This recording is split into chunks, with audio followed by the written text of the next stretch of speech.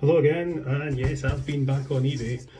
This should be a Hornby R758 Class 35, the Hymek diesel. I've got a bit of a soft spot for diesels, I have to admit, and this particular one, the Hymek, is one of my favourites, and I've never had one. It was something I always wanted when I was a little boy, was a Hymek. My dad got me the Class 37, which I also wanted, and I love my old Class 37, still going strong. So, let's just get that out. This was on eBay at a pretty good price, and it's, from what as far as I could see, appears to be in very good condition, in running order, everything present as it should be. And there it is. Because a lot of them that I looked at had a lot of bashes and scrapes and things missing, but that's not bad for under 30 quid. Let's have a look at the other side. Yep, we're okay, I think. Let's just have a closer look. All buffers present, couplings present. No broken windows, no big horrible scratches or dents in the bodywork. Front pickup is present and looks okay. Wheels could do with a clean, and I dare say the engine will need a service. I think this has a very similar motor to the Class 37, so it's a motor I'm very familiar with. Well, let's go and see if it goes. Okay, so power on. Go. Oh dear. Okay, it's going to have to come apart and get a good service, so let's go do that. So I've never worked on one of these before, and I'm not seeing any screw. I'm not going to use the service sheet. I'm just going to wing it. There's a couple of wee clips at the front and a little slot there, so I'm hoping that just pop. Just gently. I'd imagine a few people have broken those. And there's this one. Same. That should pop off. And there we go. There is the body. So exactly the same as the Class 37. There's a metal clip here that you just have to lift up and pull out, like so. Goes in the box of bits. And that will then lift off, exposing the spider assembly motor. Well, there's the reason why it wasn't running particularly well. I don't know if you can see, but one of the contacts is outside the wheel. It should be tucked behind the wheel. The rest of it looks in pretty good condition. It needs a good clean and a good oil. With this particular motor, the brushes are basically kept in place by the spring and up against the plastic casing of the motor, and what can happen is this plastic casing starts to melt, and eventually the brush comes this way and loses a bit of pressure on the commutator, so you have to do something to restructure the plastic in the brush slot. So the plastic casing on this one is in very good condition, so I haven't got the problem with the angle of the brushes. And yeah, I think this locomotive has got a fairly low mileage. So I'm going to desolder the wires because I want this out. I want to take the whole thing apart. Also, there's a capacitor on here as well. On my Class 37, this capacitor just kept falling off and I eventually just gave up with it. They don't really do anything. I think they're there to meet some kind of interference standard, but I think in the modern world, I don't think these capacitors do anything.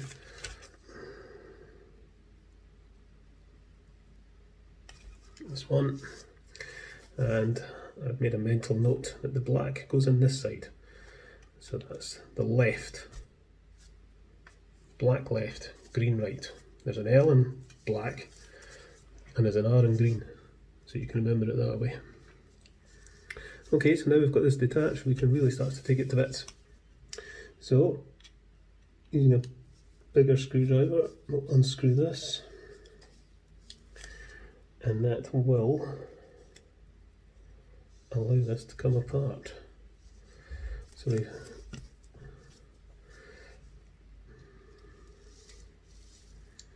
goes there, and then there's the brush retention clip, which we shall take out.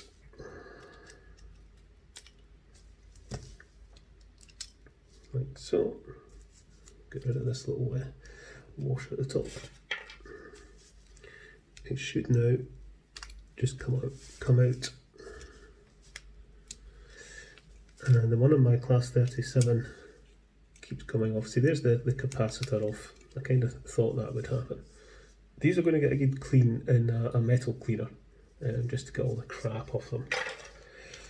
Right, okay, let's get into the magnet assembly. It's an interesting motor design, this one. It's actually quite clever. It's not the quietest motor in the world, but it's quite a clever design. There's one of the brushes popped out.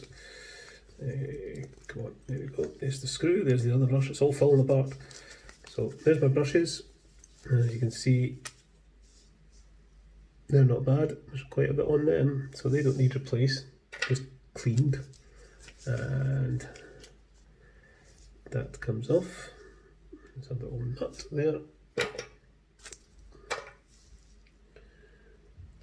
goes on there. Let's go to the bottom, and we shall see if we can get these screws out. Okay, so I've removed the wheel retaining plate, which is kind of mucky. Again, I think we'll stick that in the metal polish. And there are the traction magnets, which on modern track are useless. So I'm going to discard them. I took them out of my Class 37 and it ran better for it. You don't need those. Yeah, these are going to go into the metal polish.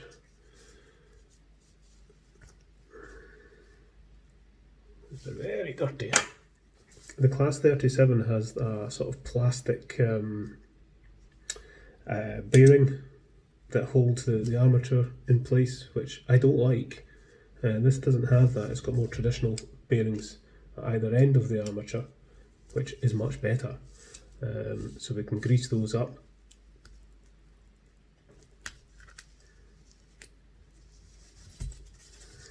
So they just prise off. There's just little clips. Just pop out. So that should now be loose, which it is. Is it all just going to come out? Or am I going to have to take the magnet out separately? Yeah, I'm going to have to take the magnet out. And then the pole pieces. There's my very fluffy, dirty old armature.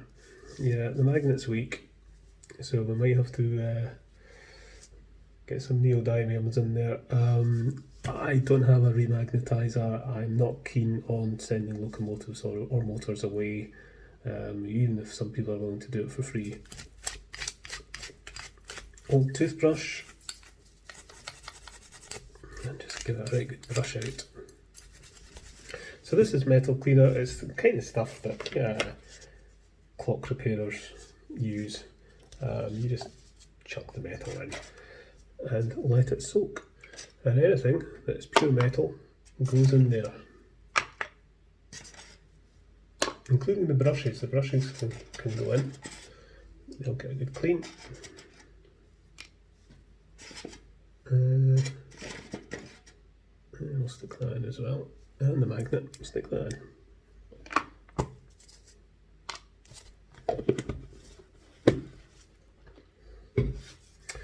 Righty ho, so now we have our armature. There's a lot of fluff to get rid of, and we've got a very dirty commutator. Okay, so I'm just going to pick away at a lot of the fluff here. It's not a particularly pleasant job. Now this is what happens when you run locomotives on carpets. And there's a nasty tiny little bearing at the end of that. I didn't notice that. There's tiny little bearings at the end there. So I'll take them off, and remembering which way round they go because they have a little flange on one end. And we shall clean the old commutator, the old fiberglass pencil.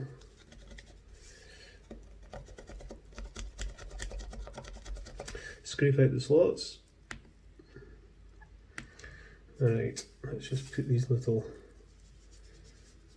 cheeky little bearings which are back in place, and very carefully keep that safe. So this bogie has pickups to provide connectivity to the motor, so you've got a good range of conductivity, I suppose is the right word, at the front and rear of the locomotive. So because if it's just that alone, you're going to have trouble with points and diamond crossings and things. So having a pickup at the front makes a huge difference. So there's a pickup there and a pickup there. That's positive, that's negative. This will be a metal wheel, and that'll be a metal wheel, and that'll be a plastic one, that'll be a plastic one.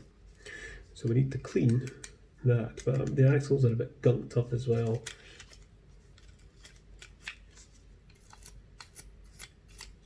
Just because these axles are going over with the fiberglass pencil just to clean them, and it's a bit awkward.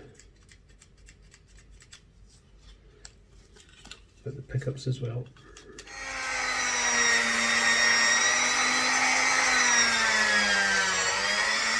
We'll give this a wash in some soap and water, and I just have to wait for my metal parts cleaning. So I'll see you in a couple of hours. Okay, so my metal bits have been soaking for a few hours, and they should be nice and clean. It's got rid of all the crap. So we fished them all out. Nice and shiny and clean. Of course the magnet's going to have tracked all the steel bits. There you go, a big mishmash of wheels and whatever. That's okay. Okay, let's give these wheels a spin.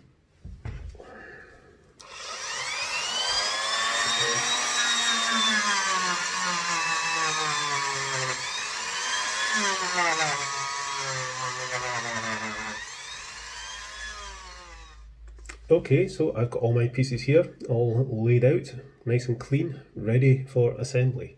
And we need to lubricate everything. So the first thing I'm going to do is, because the axles sit, just in these recesses here and in there, there's no bushing or anything, and it really is just metal against metal. That's what makes these things kind of noisy. And because this one has metal bearings either end of the armature, it's noisier than the Class 37, I think, or it will be noisier than the Class 37 because it has plastic bearings, and metal and plastic will generate a much less noise than metal and metal. So I'm going to use silicone grease. I'm going to get a cotton bud, and I'm going to grease up wherever metal is going to be in contact with each other on these axles. Okay, so just got rid of all the excess grease. You don't want too much. And then we can pop these wheels in. I'm going to grease these gears as well. So wheels nice and lubricated. We can put this brass plate on, which is nice and shiny now. Not that makes any difference really, but so wheels in and moving freely. Okay, so next thing is to put the armature in and the magnet assembly. And again, I'm going to grease up the ends of the armature. I'm actually just going to stick it Get it in the grease there, get it nice and greasy.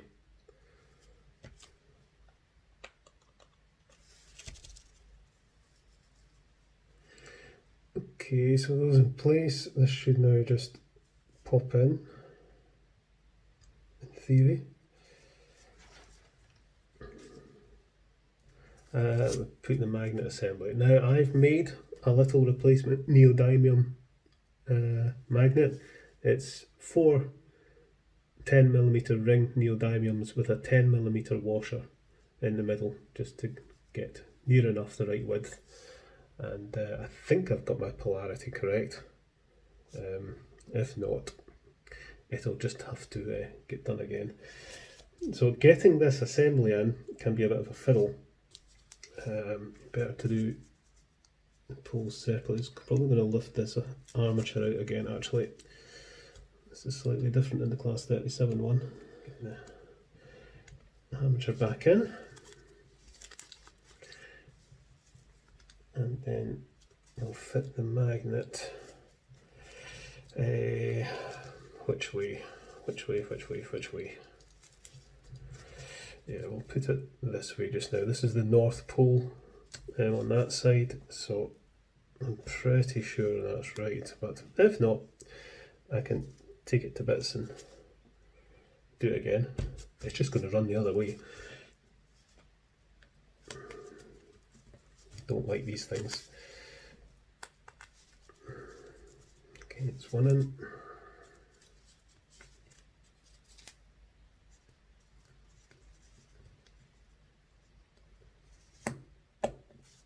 Two. So there we go, spinning freely, and hopefully, fingers crossed, that'll be good to go. Okay, so next I have to put this plastic casing on, and I have to put this little bolt down through the top of it, because this bolt holds the brush retaining clip. Which way round? But that way. That bolt through.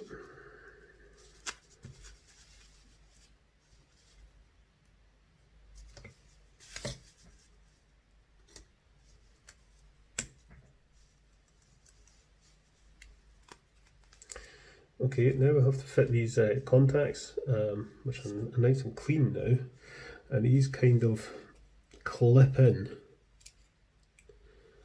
and then the pickup contacts should go behind the wheels, like so. Right, okay, so those in place, we start to do the brush retaining clip assembly, and we put this little washer thing. Alright, put the clip on, and then that goes on the top,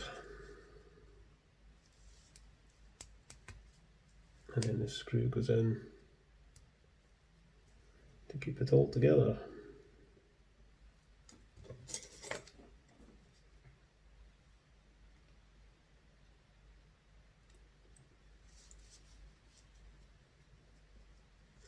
And we're almost there, but we've got to put the brushes in, and this is, I'm going to take this little insulator off just now. Getting the brushes in this thing isn't fun. There must be an easy way to do it. I haven't found it. It's just really fiddly. So you want to compress the clip and then try and feed the brush through from underneath. But it's a bit awkward because there's not an awful lot of space.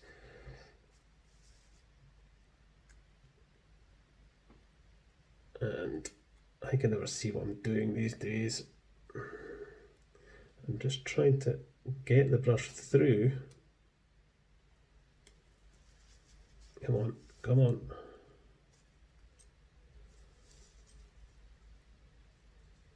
Sometimes gravity is your friend with this, and other times it's your enemy. There we go, that's one in.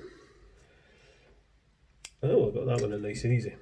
So there we are, the brushes are in, and we put the little insulator on. Make sure that's is insulating. And there we go. The motor's assembled, but does it work? That's the big question. But there we go.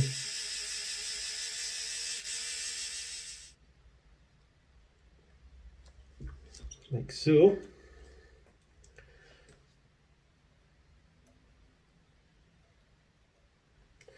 Okay, and we just pull this through gently.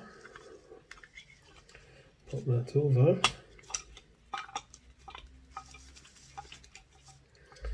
And then pop in this clip that holds the thing in place.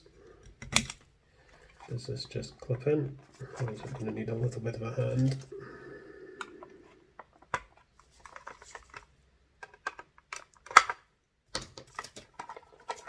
So there we go. Reassembled. Let's go and see how it works now on the layout.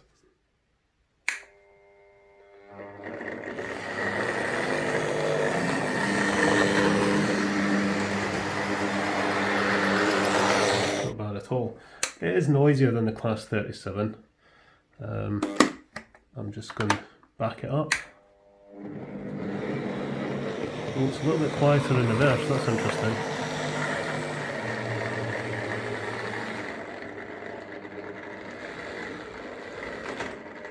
Couple it up. And there we go.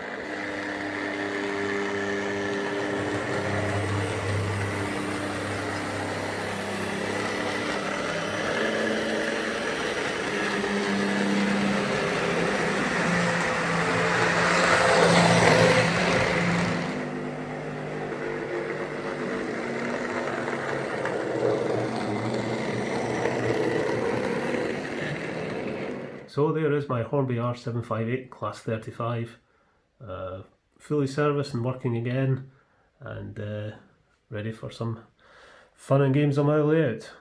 Okay folks, thanks for watching. Please subscribe, comment, whatever, like, share, all that stuff. Catch you later. Cheers, bye.